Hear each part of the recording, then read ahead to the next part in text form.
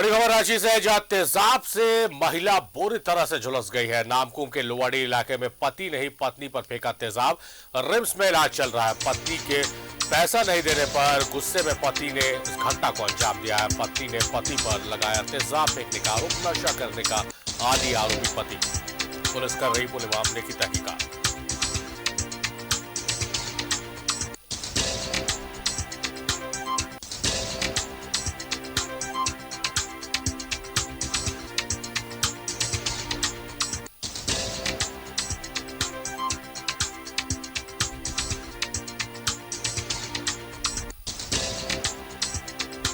तो घरेलू विवाद में पति ने अपनी पत्नी पर तेजाब फेंक दिया है। बताया जाता है कि नशा करने का आदी है और संभवतः नशे के लिए पैसे की डिमांड कर रहा था अपनी पत्नी से, या पैसे छीन रहा होगा।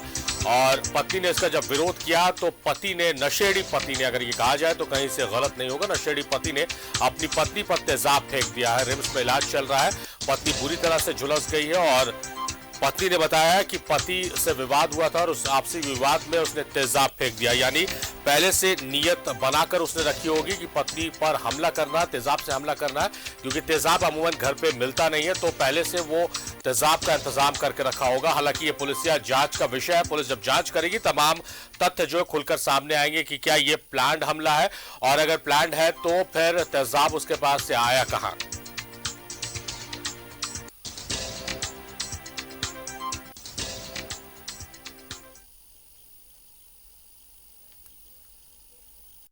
शराब पीते थे और पैसे की मांग करते थे ससुराल वालों से। देखिए, शादी का उनका 10 साल हुआ। 10 साल में वो इंसान इतना पेर दिया हम लोगों को, आए दिन टॉर्चर मार धार करता था बहुत हमेशा। लेकिन हम लोग हमेशा चाहें कि मेरी बेटी बहन वहाँ बसे, मैनेज हो जाए। हमेशा मैनेज करने का पूरा प्रयास किए।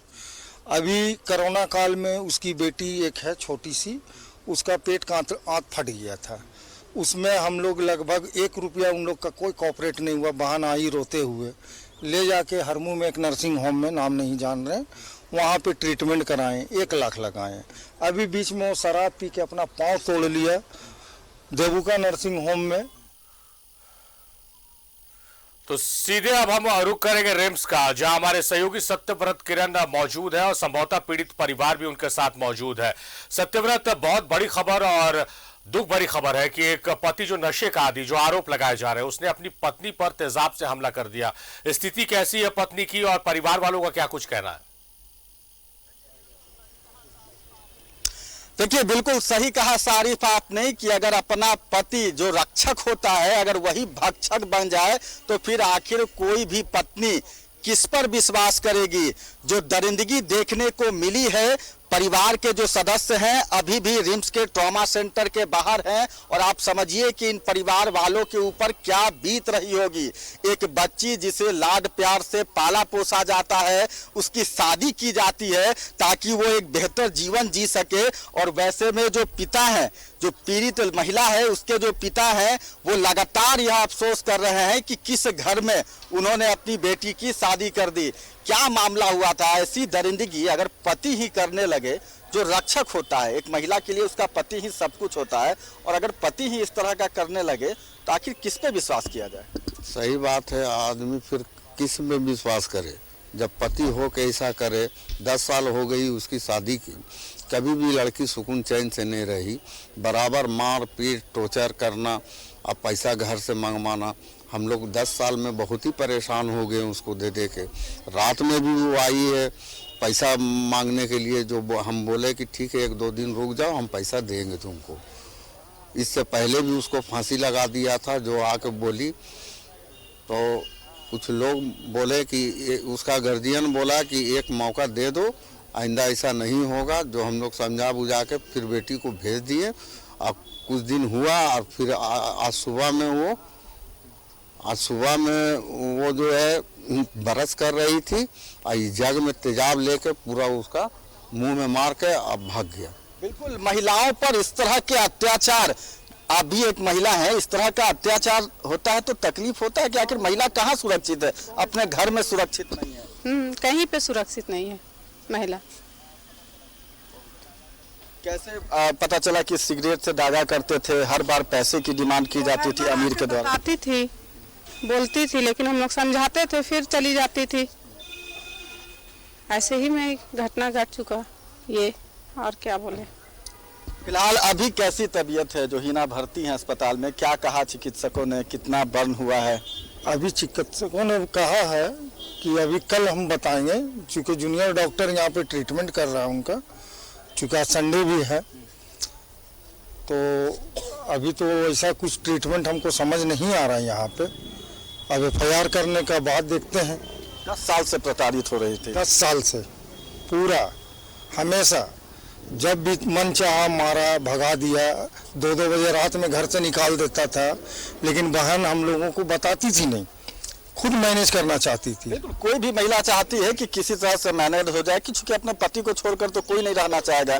समाज है, घर परिवार है, बदनामी भी होती है। घर को जोड़ने का बहुत प्रयास की लड़की, लेकिन हुआ ऐसा कि हम लोगों भी देखते थे, फिर समझाते थे बहन को कि नहीं ठीक है करो, देते हैं। हमेशा पैसा का बात आया, पैसा दिए, किसी तरीके से हम लोग चाहें कि वो बच जाए, ये ऐसा ना करे। उसका लड़का का गार्जियन को हमेशा बोले तो एक चांस, एक चांस, एक चांस, इतना चांस दिए, उसके बाद देखिए आज नतीजा क्या है। बिल्कुल फारूक, फिलहाल जो पीड़ित महिला हिना है, उसका इलाज रिम्स के ट्रॉमा सेंटर में चल रहा है और दरिंदा पति जो है वो फरार है। और परिवार वाले लगातार मांग कर रहे हैं कि जिस व्यक्ति ने, जिस आमिर ने अपनी पत्नी के साथ ऐसी दरिंदगी की है, जल्द से जल्द। सत्यव्रत, एक महिला, उसका परिवार, पूरा परिवार आखिरी दम तक इस बात की कोशिश करता है, कितने भी प्रताड़ित हो महिला, कि उसका घर बसा रहे, और उस महिला ने भी यही कोशिश की और अपने घर, अपने परिवार को बचाने की कोशिश की। सवाल ये है सत्यव्रत कि क्या पहले से प्लान था, क्योंकि घर में अमूमन एसिड किसी के मौजूद नहीं रहता है, तो लगता है कि पहले से वो प्लान करके रखा था कि घर जाके अगर कुछ हंगामा होता है या इस तरह की बातों में उलझते हैं तो एसिड अटैक किया जाएगा। ये एक बड़ा मामला है कि प्लान करके इस पूरी घटना को अंजाम दिया गया है। नहीं, देखिए बिल्कुल सही कहा सारिफ आपने कि इस पूरे घटना को अंजाम देने के लिए पहले से प्लानिंग की गई है, क्योंकि जो परिजनों ने बताया कि इस तरह की घटना पहले भी हो चुकी है।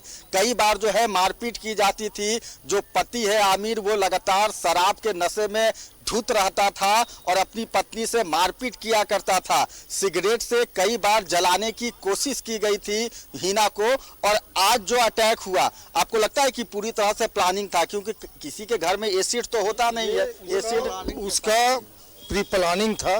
क्योंकि कल मेरे घर वो आया, खाना खाया, बहन साइड से बोली कुछ पैसा चाहिए, तो उनके फादर बोले कि ठीक है 1-2 रोज में देंगे।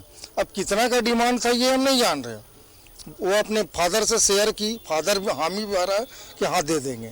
लेकिन ये क्या किया है कि प्लान पहले से बना कर रखा है। चूँकि अर्ली मॉर्निंग उसके पास तेजाब आया कहाँ से, उसके बाद वो जग में तेजाब रखे हुआ था, बहन दूसरे तरफ मुँह करके बरस कर रही थी, वो तेजाब मारा मुँह में और भागा। जो डॉक्टर वो तेजाब देखना चाहा तो कुछ अंश बचा हुआ था, तो वो हम मंगवा कर डॉक्टर को दिखाएं भी, उसके बाद यहीं रिम्स में उसको फेंके हैं, समझे। चलिए सत्यव्रत, तस्वीरें जो है काफी डरावनी है, परिजन ट्रॉमा सेंटर के बाहर मौजूद है और उनके साथ हम भी यही प्रार्थना, यही दुआ करते हैं कि